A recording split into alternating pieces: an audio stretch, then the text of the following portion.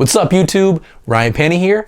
Hope you're doing reasonably well. It is finally time for a review of the new Myles Kennedy record, Year of the Tiger, out a couple months ago now, March 9th. Another procrastination job of epic proportions from your boy. And this is an especially funny one because I don't even know why I didn't review this record in a timely manner. Like, as soon as it came out, I immediately took a lot of interest to it. I had been really excited about hearing it, and I took all of the necessary notes to do a review like the week it came out, and then I just didn't.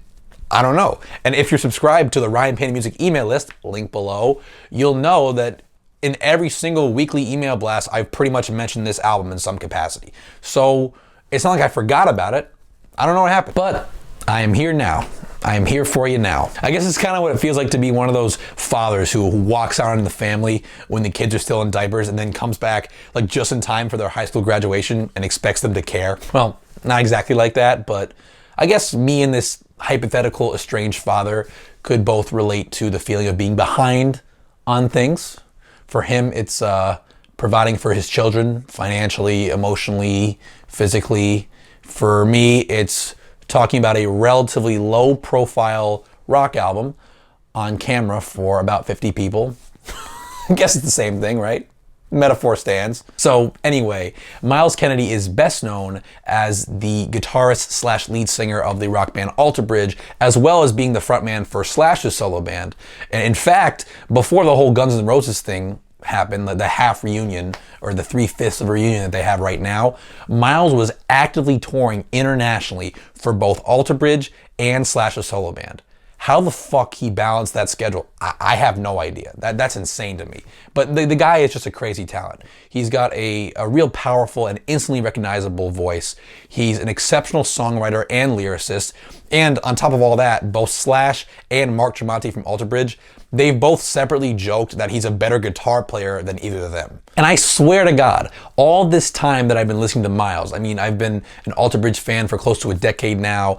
I'm a big fan of those Slash solo records, Apocalyptic Love in particular. Listen to that if you haven't yet. This whole time I've been listening to Myles, I've had this fucking suspicion. That the best Myles Kennedy music is still yet to come. And it's probably going to arrive in the form of a solo album where the guy has no genre constraints, no fan expectations, no record label expectations. And it seems like a lot of people feel the same way that I do, given that there's been over 10 years of Myles Kennedy solo album rumors. I mean, the rumor and the discussion wasn't going to go away until the guy put one out. So finally, in 2018, we have a Myles Kennedy solo album. And it was so great because since I have no expectations about how it's supposed to sound, there's no precedent for a Myles Kennedy solo record, I could just go into it with pure curiosity, you know? What kind of genre is he going to go for? What are the lyrical themes? What is the instrumentation going to look like? I don't even know. So I was able to just approach this with a completely open mind, which is refreshing as a reviewer, as somebody who usually reviews bands that have become institutions, that have a back catalog, that have a certain fan base that expects a certain thing, a certain quota to meet, stylistically, sales-wise, whatever. This was just a totally different thing, being the one-off that it is. Well, for starters, stylistically speaking, in terms of this album being something different than the music of Alter Bridge and Slash and whoever else Myles collaborates with, it definitely did not disappoint. I would describe this album as a blend of various degrees of rock, folk, blues, and a bit of country too. And personally, I'll say right off the bat that one of the main reasons that I fell in love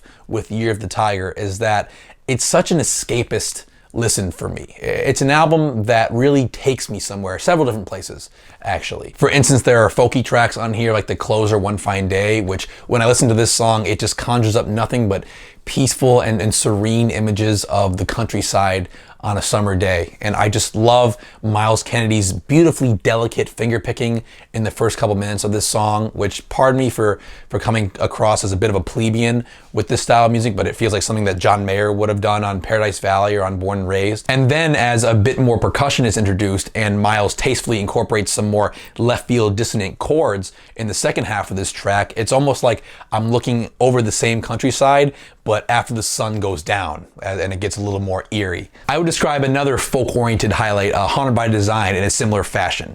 It's a song that just takes me away from my fucking miserable urban East Coast existence for a minute and just puts me somewhere much simpler and more scenic, you know? Another one of the absolute best songs on the album is Devil on the Wall, with its twangy, syncopated rhythms. It's a more upbeat highlight on an album that, tempo-wise, usually isn't in too much of a hurry. But Devil on the Wall, God, I love this song. It's got this explosive bluesy guitar solo that's one of the many opportunities that Myles has on this album to showcase his lead guitar prowess. He's a fucking killer lead player, and unfortunately he doesn't get enough shine in Alter Bridge, if you ask me. And this song also has this unexpected bass line break with these finger snaps that I love. And rhythmically, it's sort of rambling pace, just in my head conjures up images of speeding down some dirt road somewhere, hanging out the back of a pickup truck. Again, escapism. I can't emphasize that enough with this album, and me personally with my experience with it. Kidding aside though, sometimes music is all about the escape. And you know, people bust my balls about this all the time, but that's another reason that I'm a big fan of country music. Because as an urban guy, it just takes me away to rural peace. and that's something that Year of the Tiger accomplishes on that front, but it also accomplishes escapism in a different manner on tracks like the title track, which has like this exotic, almost Eastern flavor to it, and the drums have almost a tribal vibe. And one of the, probably the most exotic sounding song on this album is The Great Beyond, which it just, with that towering fucking tremolo section, it just makes me feel like I'm standing at the bottom of the Grand Canyon and looking up. It's one of the most powerful, most intimidating and darkest moments on the album. I love that song. So this album takes me away in a couple different ways. The folky moments have their effect, and some of the exotic moments have their effect. And with this escapism, of course, comes, musically speaking, some very creative and very interesting instrumental arrangements. Whether it's that dramatic string section in The Great Beyond, or it's the banjo in the third verse of the song Mother, or it's that twangy slide guitar in Blind Faith. Kennedy, he clearly sat in the studio and just said, okay, I'm gonna fucking utilize whatever I feel this song needs. And in turn, by doing that, he's showing his unbelievable versatility as an instrumentalist, as an arranger, and of course as a fucking vocalist, singing over all these different type of vibes. And he's always very strategic in the placement of percussion in each of these songs. Like songs like Haunted by Design are very bare with their percussive elements, whereas a more rock-leaning song like Love Can Only Heal utilizes a full kit. So Myles is incredibly sharp on this album in terms of knowing how many bells and whistles and what bells and whistles each song needs in order to drive its message home, or to make a point that it needs to make. And speaking of messages, my other favorite aspect of Year of the Tiger is the lyrics, which range from thought-provoking to extremely touching at points. Now, the overarching theme of this album is the loss of Myles' father when he was just 4 years old, which was in 1974, which on the Chinese calendar is the Year of the Tiger, hence the title. Now, Myles copes retrospectively with this loss in several different fashions.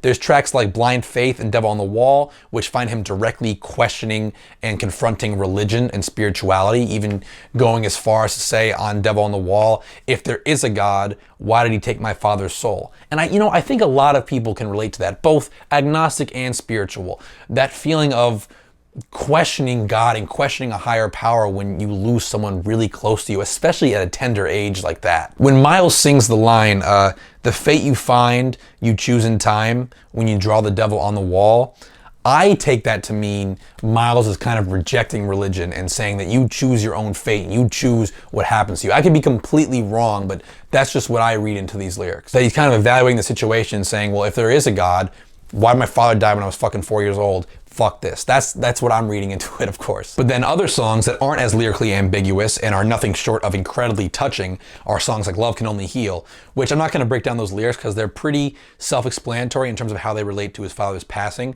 But I will mention that the solo in that song might be the high point of the whole album. Just wows me. And perhaps the most touching to me is actually the song Mother, in which Kennedy just stands in absolute reverence of the strength and dedication that his mother showed after his father's passing, and in terms of just continuing to be there for him and never giving up, and she never stopped loving or caring for him. In fact, in the third verse of that song, he speaks directly to her, saying, Mother, you may never know the debt I owe to you alone. I hope I can repay in time for never letting go.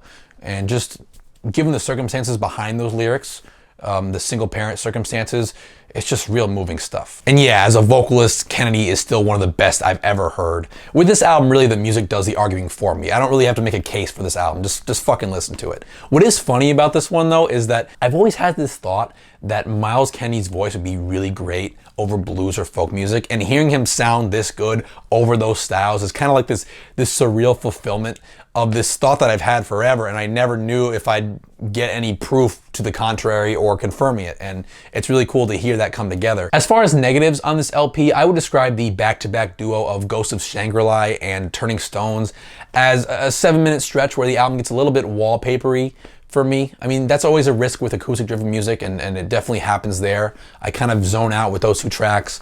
And also, I'm not particularly a big fan of those kind of droopy vocal harmonies in the song Nothing But a Name, in that hook there. That's kind of a skip track for me. But other than that, that's it in terms of negatives. This is likely to be one of my favorite albums of the year. It'll definitely pop up on my mid-year list at the very least. As I've said, it invites both sonic escapism and at the same time a deep engagement with the very personal lyrical narrative, which you could either take at face value as Myles' story, or you could apply to your own life and your own losses. Myles is simply one of the most talented individuals working in rock music, period. And I'm so happy that he, of all people, decided to strike out on his own. I'm fucking not surprised at all that it's this good. And all I can ask for is I really hope we get more Myles Kennedy solo material in the future, because I'm just gonna be really curious. I'm gonna be there right on release day, and I'm gonna fucking review it within a week or two, and not wait 2 months to talk about one of my favorite albums of the year. But yeah, Year of the Tiger, 8 out of 10 from me. As always, thanks so much for watching, guys. If you liked this video and are not yet subscribed, please consider doing so by clicking right here, or just checking out any of the other rock or metal related content that I have on this channel. I mentioned the Ryan Pan Music email list, link down below, subscribe to that. Please consider doing so, and I will see you guys soon.